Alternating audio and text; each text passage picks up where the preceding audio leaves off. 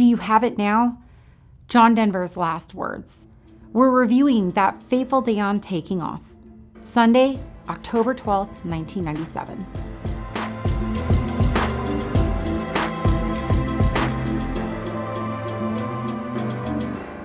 Welcome to Taking Off. I'm Christy Wong.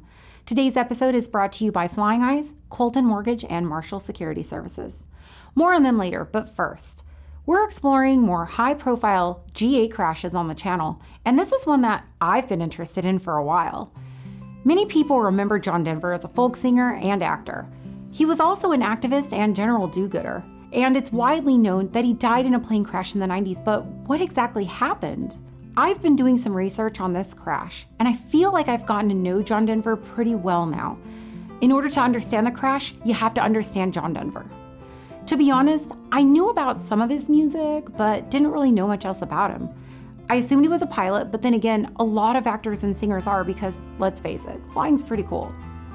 He was actually born Henry John Deutschendorf Jr. in December 1943.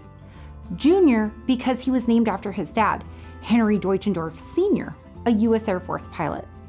Henry Sr., known affectionately as Dutch, was an ATP with several Learjet type ratings as well as a flight instructor. Due to the nature of Air Force life, the family moved around a lot. They lived in New Mexico, Oklahoma, Arizona, Alabama, and finally in Fort Worth, Texas. When I first started doing this research, I did not expect a North Texas connection, so I was pleasantly surprised until I found out that kids in Fort Worth were especially mean to him. We'll get to that in a minute. Now, because they moved around so much, John found it hard to make friends easily.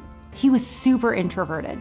But around age 11, he received his first guitar from his grandmother that he started to play with, and he quickly found that others would pay attention to him if he sang along with it.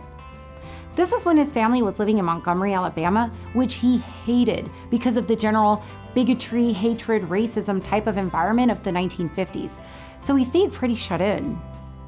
Unfortunately, things did not improve when the family moved to Fort Worth. His dad was stationed at Carswell Air Force Base, and John attended Arlington Heights High School. We all know that high school years are pretty rough, but John was especially alienated. I've always thought of Texans being super nice and relatively welcoming, but not for John. The kids alienated him, like to the point where one time he tried to throw a party and no one came. It was so distressing for him that in his junior year of high school, he literally ran away to California to pursue a musical career. It sucks when your dad's a pilot though, because Dutch borrowed a friend's jet to go retrieve John from California. Alas, he went back to Texas to finish high school. He then went on to Texas Tech in Lubbock to study architecture, and it was there that he joined a folk music group, the Alpine Trio. It was around this time that he decided to go by John Denver because it sounded more folksy than John Deutschendorf. Also, it fit better on a marquee, so there's that. He was getting pretty good, booking gigs, singing in local clubs, so he decided to drop out of college in 1963 and move to Los Angeles to really pursue his music. He joined a music group there, but in 1969 decided to go solo. One can say he did pretty well because he wound up releasing his first album with RCA Records. The early 70s started seeing great success for John. I'm sure everyone knows Country Roads, Take Me Home, and Rocky Mountain High. Do you know the song Leaving on a Jet Plane by the folk group Peter, Paul, and Mary? Yeah, John Denver wrote that. It's said he wrote that song on a layover while feeling particularly lonely one day, but also because he really liked airplanes. Flying was his passion, only second to his music. John's dad taught him how to fly in the mid-1970s. He became an accomplished private pilot throughout his career, obtaining a single-engine land, single-engine sea, and multi-engine land. He was also rated to fly gliders. He even got typed on the Learjet so he could buy one to fly back and forth to concerts. He wound up logging over 2,700 hours over the years. The 1970s were definitely John's peak years. He recorded and released around 300 songs with 33 million records sold worldwide. He even starred in some TV shows and films, but his career started to dwindle into the 80s. He continued to do performances, but he focused a lot on his activism. He was also super into NASA, mostly due to his love of flying, and actually went through the testing to go up on one of the shuttle missions.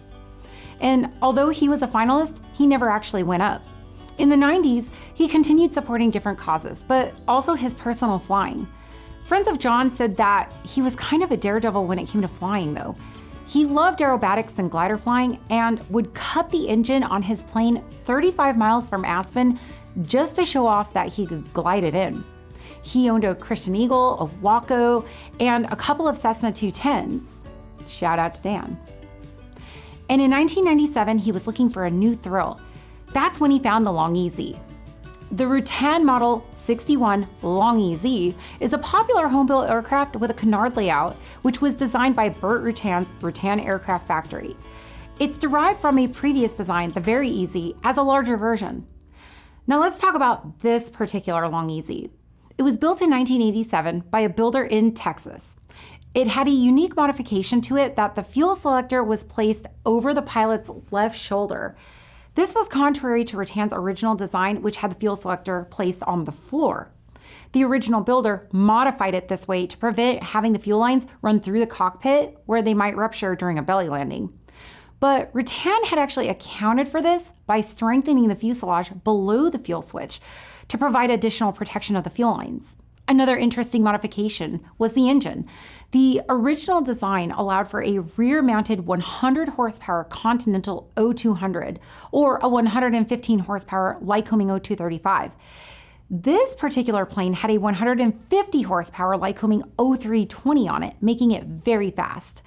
This modification also required 50 pounds of ballast to be put in the nose as well, but instead of standard ballast, this plane had two 20-pound batteries relocated to the nose to help offset the CG. And despite these modifications, the Houston office FAA inspector certified the airworthiness of the plane back in 1987. In 1994, the builder sold it to a Southern California veterinarian named Vendel Snow. At the time, it was registered as November 5 Lima Echo, so Snow had it re-registered as November 228 Victor Sierra, and it was well loved and kept by Snow for 3.5 years. So, fast forward to September 97, and Vendel Snow had decided to put his beloved Long EZ up for sale. He claimed to have no mechanical issues with the plane, and it was overall in very good condition. When John saw the plane for sale, he knew he had to have it, and he contacted Snow. They arranged to meet up and go for a test flight. On September 27, 1997, John Denver bought the plane for $56,000, which translates to a little over $100,000 in 2022 dollars.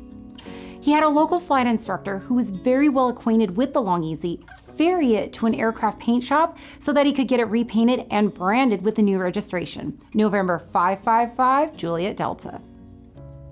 While the plane was in the shop, he continued touring, playing his last concert in Corpus Christi, Texas on October 5th, 1997. Man, there are an awful lot of Texas connections that I did not expect. Not so fun fact, the last song he would play during his final concert was Calypso. On Saturday, October 11th, 1997, John went to the paint shop to procure the plane with the same flight instructor from before. They flew it away and the flight instructor did the checkout in the plane that same day.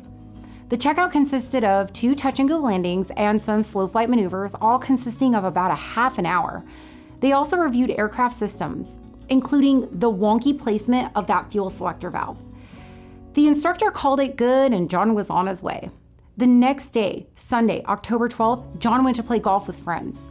They begged him to stay for another round, but he was super eager to go fly his newly acquired toy. Dressed in green pants, a multicolored sweater, and cowboy boots, John arrived at Monterey Peninsula Airport in Monterey, California. Winds were light and the skies were VFR. It was the perfect day to fly. He went on with his pre-flight inspection, borrowing a fuel sump cup from a local aircraft maintenance technician who happened to be nearby. The two chatted about the odd placement of the fuel selector valve and its resistance to being turned, with John telling the technician that he was already coordinating to have the fuel selector relocated to the originally designed location. He mentioned that he had a hard time reaching it, but it would be no bother because he would set the autopilot before reaching back to switch tanks.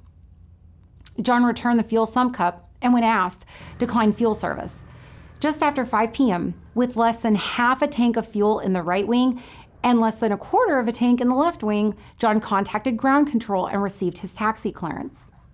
After his run-up, he contacted Tower for takeoff clearance on runway 28, requesting pattern work for touch and goes. At 5:12 p.m., he was cleared for takeoff and performed 3 touch-and-go landings without incident. At 5:27 p.m., he requested to depart the pattern and go fly around the area. Tower granted his request and asked him to squawk 0367. When they couldn't identify him, Tower asked him to reset his transponder. "Do you have it now?" he asked. Those would be John's final words. At 5:28 p.m. Pacific time, the Long EZ suddenly dropped out of the sky and crashed into the Pacific Ocean just outside of Pacific Grove, California. According to multiple eyewitnesses, the plane flew overhead about 500 feet when it suddenly and sharply banked to the right and went straight down into the ocean. Some of the eyewitnesses mentioned a popping or backfiring noise coming from the engine before it descended. The plane was so low, there was just no time to recover. The wreckage was mostly recovered as the plane crashed into an area that was only about 30 feet deep. Investigators found that the wreckage complied with eyewitness accounts as the front end had been crushed in, indicating a nosedive impact. The pathology report revealed multiple blunt force trauma. This was a non-survivable crash. The NTSB got to work right away to figure out what exactly happened. Through their investigation, they found several potential leads. So, plot twist. John had some complications in the past that prevented him from obtaining a medical certificate. In 1993, he was arrested on drunk driving charges. Fortunately, the judge went relatively light on him. John pleaded guilty and was sentenced to probation and a $372 fine at that time. That would be enough for me to clean up my act and never drink and drive again, I'll tell you what. But just a year later, in 1994, John was arrested yet again for drunk driving. In fact, he smashed his Porsche into some trees. As it turns out, John had some pretty bad substance abuse problems. He once even said that Rocky Mountain High was conjured up under the influence of LSD and marijuana. Oh, and also in 1994, he taxied his Christian Eagle into a Cessna at a runway intersection in Jackson Hole. It was clear that John had an alcohol abuse issue.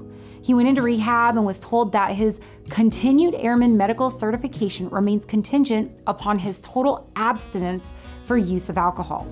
In June 1996, he was issued a third-class medical. But John continued to drink, and when the FAA found out, they revoked his medical certificate. For clarity, the FAA found out during a routine inspection of medical records and found that John had reported to his doctor in 1995 that he was averaging 2 to 4 drinks per week. Due to the prior stipulations put forth and him breaking said stipulations, the FAA no longer found him medically fit to fly. He received a certified mail notification from the FAA revoking his medical certificate in March of '97, but he continued to fly anyway. It's not really clear why he did that, but it probably has something to do with John's daredevil tendencies. Restoring a little faith in John, his blood pathology results after the crash came back indicating no drugs or alcohol found, so at least there's that. Now, going back to those leads, the NTSB had a lot to work with, but ultimately it came down to the placement of that fuel selector valve. According to interviews with other pilots who were familiar with this airplane and had flown it, to change the fuel selector, a pilot had to go through a whole process. 1. Remove his hand from the right side control stick if he was hand flying the aircraft. 2. Release the shoulder harness. 3. Turn his upper body 90 degrees to the left to reach the handle. And 4. Turn the handle to another position. 2 pilots even shared their experiences of having inadvertently run a fuel tank dry with nearly catastrophic consequences because of the fuel selector and sight gauge locations. In fact, when the NTSB investigators physically got into a Long EZ to replicate those maneuvers, they found their tendencies were to inadvertently smash in the right rudder pedal with their right foot as they turned. Overall, the NTSB determined that the cause of the crash was due to the following factors. 1. The pilot's diversion of attention from the operation of the airplane. 2. His inadvertent application of right rudder that resulted in the loss of airplane control while attempting to manipulate the fuel selector handle. 3. The pilot's inadequate pre-flight planning and preparations, specifically his failure to refuel the airplane. 4. The builder's decision to locate the unmarked fuel selector handle in a hard-to-access position and unmarked fuel quantity sight gauges. 5. Inadequate transition training by the pilot. And 6. his lack of total experience in this type of airplane. Daredevil John found exactly what he wanted in this long EZ. He was only 53 years old when he died, which is so young. Is it that old adage of old pilots versus bold pilots? What do you guys think? Should John Denver have even been flying after his medical was revoked? Should he have been flying a plane by himself that he had so very little experience in, especially one with so many advanced modifications? Leave your thoughts in the comments below. And remember to be respectful, as a loss of life is never great, but we can hope to learn from it and make aviation a little better through it. Now, is there a GA crash or incident that you're interested in and would like us to review it on the show? Leave your comments below. If we choose your suggestion, you'll even get a special shout out. A big thank you to all of you for watching and supporting our channel. You can support us a little more by checking out our sponsors: Colton Mortgage, Flying Eyes Optics, and Marshall Protective Services. Links for each of these are in the description below. This helps us out because they help us continue bringing content like this and more to the channel. Please also like, subscribe, and share this video. Fly safe, and we'll see you next time on Taking Off.